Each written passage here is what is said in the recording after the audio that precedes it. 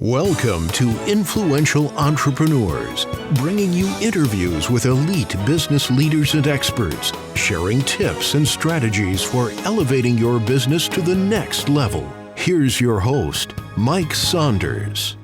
Hello and welcome to this episode of Influential Entrepreneurs. This is Mike Saunders, the Authority Positioning Coach. Today we have back with us financial professional Bryan Baysinger, and we'll be talking about how to communicate with a financial professional. Bryan, welcome back to the program. Great to be back, Mike. You know, I like the topic here of how to communicate, how to best communicate, because isn't it true that a lot of times we get into surface level conversations and then after the conversation figure out, well, I should have asked this, or I wish I had thought to say it that way. So talk a little bit about some of the communication styles and questions that you would ask someone when you're beginning to talk with them about their life savings and retirement accounts. Well, here's a question I ask everybody, regardless of where they're at and where they have their money. What's important to you about your money? Because actually we're working for them, Mike. In other words, it's not what I want for the client, but what do they want for them and their family? So it's got to be what's important to them first and foremost, and we deal with that. And then we'll get into some specific questions. And these specific questions, I call them, and I believe important questions lead to significant answers. So that's a general question to begin with, but then I have other more pertinent to the point questions that they may have never thought of. Yeah. What are some of those responses you get when you ask someone what's important to them? Because I would venture to say that you get some common responses. And then I would also wonder if you get some that are like, that's an interesting response. Right. So, yeah, when we're asking that, what's important about your money? Well, I want to make sure it lasts during my lifetime and I pass it on to my heirs. That could be a response that some people would say.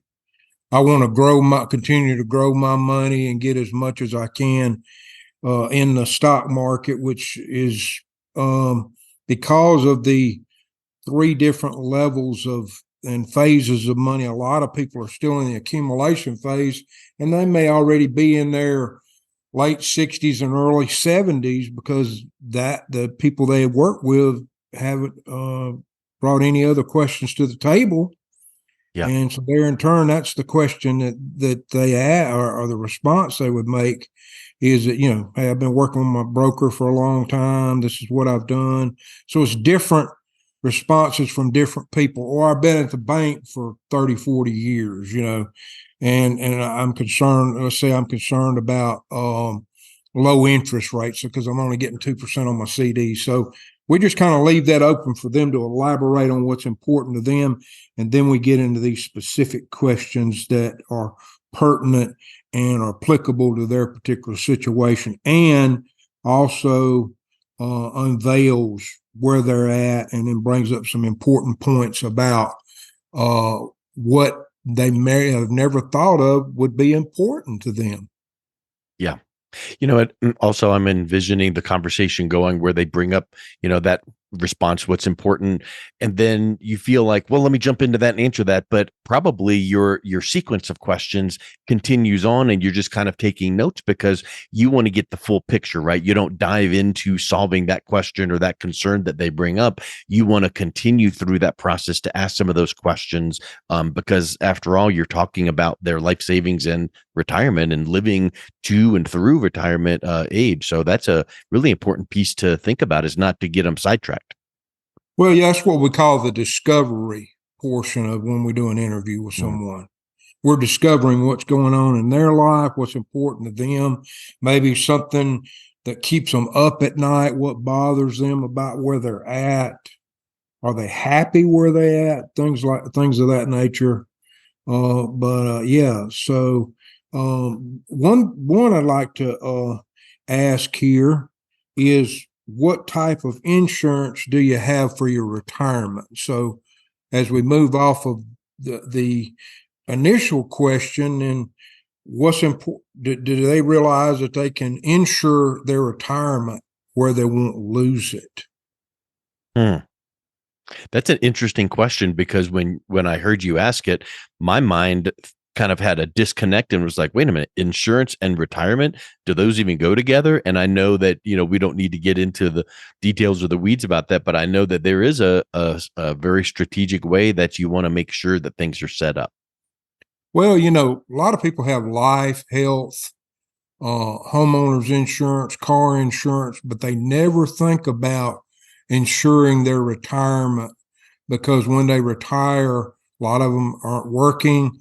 I kind of alluded to this a minute ago. Many of them don't realize they're actually in the preservation stage of their resources. And so therefore, but then the people they work with has never taught them how to preserve their wealth and how to ensure that it lasts, because people are living longer than ever and living in retirement longer than ever.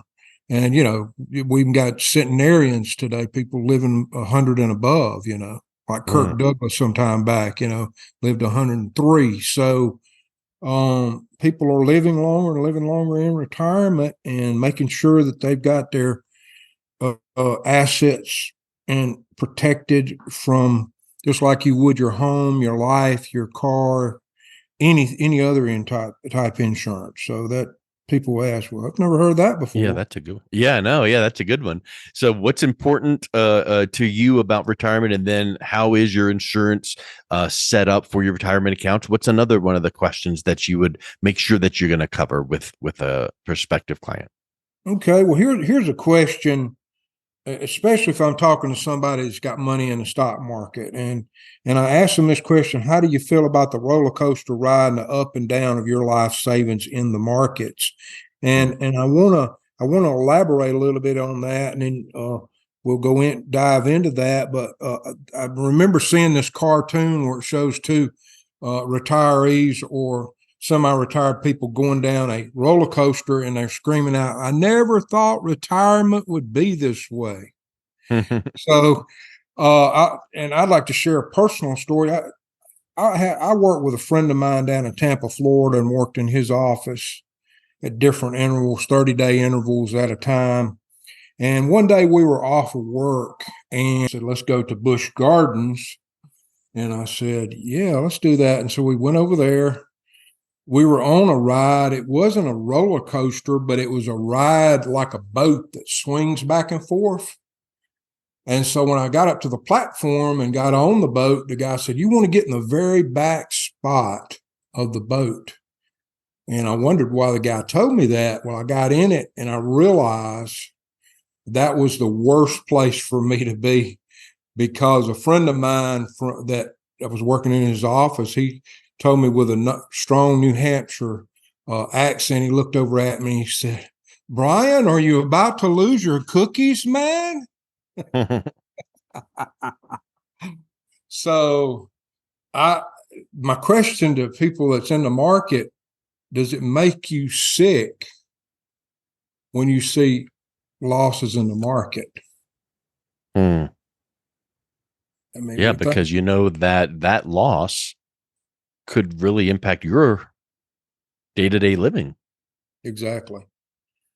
So if it makes them sick, then why have them, all these monies in this roller coaster ride? That's and also another question to go along with that is, are you comfortable losing all your money, some of your money, or none of your money? I would suspect the answer to that is none, but what's the probability of that? Well, you're Is exactly how right. people would think that. Probably 99% of the people that we talk with say, I can't afford to lose any of it. Mm-hmm. That's a response. But then if they're, if they love the market, then that may be a different response, just according to where they're at. So all of it, some of it, or none of it. And especially if you're in that stage where you're trying to hold on to what you got, most people say, I can't afford to lose $1 of my money in savings because I can't replace it now. So, Yep. but then other people will say, hey, yeah, I've been in the stock market all these years, it's been good to me. and I'm willing to roll the dice. We asked them, do you like gambling, and do you like risk at this point in your life? And it's kind of interesting. It's almost like going into Las Vegas and with your life savings. Would you go into Las Vegas with your life savings? I had a friend that had a neighbor that we have a casino near where we live here, and they went to the casino, won $60,000, and went and bought a new van and thought they were lucky. Went back to the casino, put their deed to their property up for collateral for the game. And I don't know if they're playing blackjack or what it was, but they put that up, and guess what, Mike? They lost their home. So, wow. So it's interesting how we view things a little differently, because we hear these statements, oh, it's just a market correction, or it'll come back, or something of that nature. And then if it's taking you 35, 40 years to accumulate what you have, and let's say you're already in your 50s and 60s, you don't have those 35, 40 years to start over. Correct. That's the So, frustration, because in your right. 30s, you might have a little bit of runway, but as you get closer to retirement, that time frame is dwindling away. So what's another key question that's important to ask? Since you had originally invested your money until today, do you know what rate of return you've averaged on your investment? And this is really pertinent because a lot of people, most of the time, they say, I don't know. Yeah. Because, and really, actually, I was reading a book not too long ago which showed a 20-year span of the ups and downs of the market. And over that 20 years, 4% was the average rate of return. And what I call RROR, real rate of return. So a lot of people really need to understand that what matters is what your average rate of return has been, not the 30% one year and 15% loss the next year, and things of that nature. So that's very important for them to understand their real rate of return on their money, so it could be more real to them, So, and then how much risk does your portfolio have? Is it 50, 75, or all of it at risk? So, and sounds like one that catches people off guard, because I would think that people would hope that none of it's at risk, but that's not the case all the time, right? Exactly. And of course, we know the market's a great place to be, but what level of risk are you willing to assume at this stage in your life, I guess, is the more pertinent question of that. If you got 50, 75, or all of us at risk, then there may be a problem there. So, and then also relative to that, do you know what fees, loads, and charges you're paying with your investment? Now, that's getting into the cost. So, in other words, let's say they got a 2% management fee that's in a prospectus. It's sent out in a prospectus, but deep inside that prospectus, if you are able to read it all the way through without, nodding out, then you find out what the fees, loads, and charges that you're paying on your investment. So you say, great, I made, let's say 9% this year. And you say, and then you look and you paid 3 for fees, loads, and charges. You paid 3, they're back down to what is that? 6%. 6. Yeah. So a lot of people don't realize what kind of fees, and then the people they work with, like I said, it's hidden in their prospectus, but it's nothing that usually comes up. Oh yeah, you got to pay a fee. It's just part of it. So the thing I ask about that when an advisor makes that statement is, how do you feel about your advisor making money on your investment even when you don't? Oh, that's a big one. Yes, it is. So Yeah. Because the fees, it makes me think about when I look at my cell phone bill, cable bill, there's all these line items of, 20 cents here, $1.10 there, and you just don't even know what it is, but there's nothing you can do about it. Well, if you pull up your investment statements and you've got all of those, that is going to come right off the top as far as your rate of return. So knowing that, and then that last question there, boy, that kind of make you sit up and take notice, which is, what if you took a loss and your financial professional is still making their fee?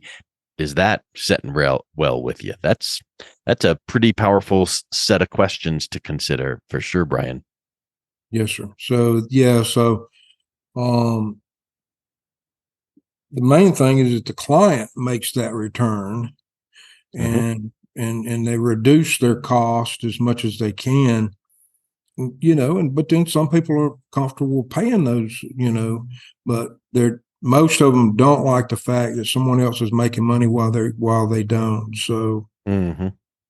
uh, I think a lot of people too are thinking, well, hey, just tell me some places to put my money. Let's just get right to it. But in reality, this whole series of questions and asking the appropriate questions is super important. So talk a little bit about how important it is to make sure that both sides of the equation are asking appropriate questions, both you as the advisor asking the prospective client questions, and then also the client having a set of specific appropriate questions that they need to ask the advisor to make sure that there's a good fit.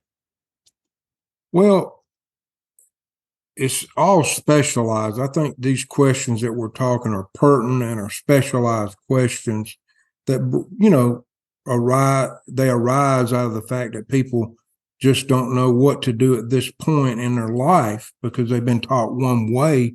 And so that's why we get into the specific questions, or as I said earlier, important questions lead to significant answers. We believe questions are good, but our questions usually are different so that they can understand that may be something they've never thought about before. And, like thinking about how long it took for them to accumulate these assets. I mean, that's a concern for a lot of people. So, the answer to that is, it just has to do with what I ask them and then what they come up with. And, we believe we're kind of like a doctor. Hmm. And when you go into the doctor, he asks you certain questions about your health. And as you respond, he's able to diagnose what you have and then put treatment in place. But if we don't if he doesn't ask the right questions, he can't get to the right answers to help you deal with your problems, especially if you got a specialized doctor like I had years ago. I had to have a hip replacement, and I had a sports medicine doctor, and he had different questions. Because see, I was referred to by my practitioner to talk to him about his hip replacement. So he asked some other questions and had some different treatment. And we believe the same way today. Our questions here are specialized questions that actually hits at the core of where people are at and causes them to think and say, hey, yeah, now I've never thought about that before. So And the area of specialization is a key point too in medical as well as financial, because if you've got a really distinct need, you want to go to someone that's specially trained and has vast years of experience in that specific issue or opportunity. Nothing wrong with a primary care general practitioner in medical or financial, but boy, when you start wanting to make sure you're maximizing retirement, wealth building, wealth preservation, making sure your money's safe, and you want someone that's a specialist and not just someone that sells homeowners insurance one day and retirement plans the next. exactly. So it needs to be specialized. I know in my scenario with the hip replacement, I actually went to the hip doctor, and he actually gave me a shot initially that lasted, it would be a 3 months or 90-day shot that lasted, probably 9 months. And after that 9-month period, I still needed a hip replacement. But I made a mistake, Mike, and saying, well, I don't want to be cut on now, so why don't I just delay this? I'll start going to the chiropractor. So instead of listening to the specialized knowledge that I was given, you need a hip replacement, you need it now, I put it off for 3 years. So we find a lot of retirees or semi-retired people that just keep putting things off, But what happens was 3 years later, guess what? I still needed the hip replacement. I tried the chiropractor. I tried other doctors to give me what I need to avoid being cut on. But when I finally come to the realization this specialist knows what he's talking about, knows what he's doing, that's how we feel like we position ourselves with clients, is that we are in this specialized knowledge area. And then, knowledge is only potential power until you utilize that knowledge. So another area, as we're asking questions here, is that comes up and should be prevalent, is that don't procrastinate. Yeah. Don't procrastinate on what's going on right now. Take action now. Well, I wished I had done it the first time I was told that, because I was on a ride one day, a motorcycle ride with some friends of mine, and my hip got to hurting so bad I had to turn around, come back home, couldn't complete the ride. And so I went in and had the surgery. He done it in the morning time. And guess what? By the afternoon, my wife had me back home. Home health care had me up walking. And guess what, Mike? I had a titanium hip that would never wear out. All has to do with the questions he asked and me responding and acting. It's kind of like it's kind of like in the Bible where it says faith without works is dead. Yeah. So you know what to do, but then you got to act on what you know how to do. You know what I'm saying? Yep. What you're advised to do. So I encourage people to act on not only hear, but to do something about the situation. And I think taking action is such a powerful thing, but taking appropriate, timely action, like what you mentioned, is so important, because you mentioned the medical example, but we can go into a lot of examples in the financial world where if you missed out on a opportunity, maybe something had moved or changed, or maybe there's required minimum distributions and I'll just do that later. Well, if you don't take it at a certain time, you might face some penalties and things. So making sure you're aligned with the right financial professional who knows the questions to ask, who knows to guide you the right way, that's going to keep you from experiencing some of those pain points there. So I think that is just such a huge amount of wisdom that you brought with us here, Bryan, today. If someone is listening and interested in finding a little bit more about what you do and how you do it, what's the best way they can reach out and connect with you? Well, my number is 601-604-0438.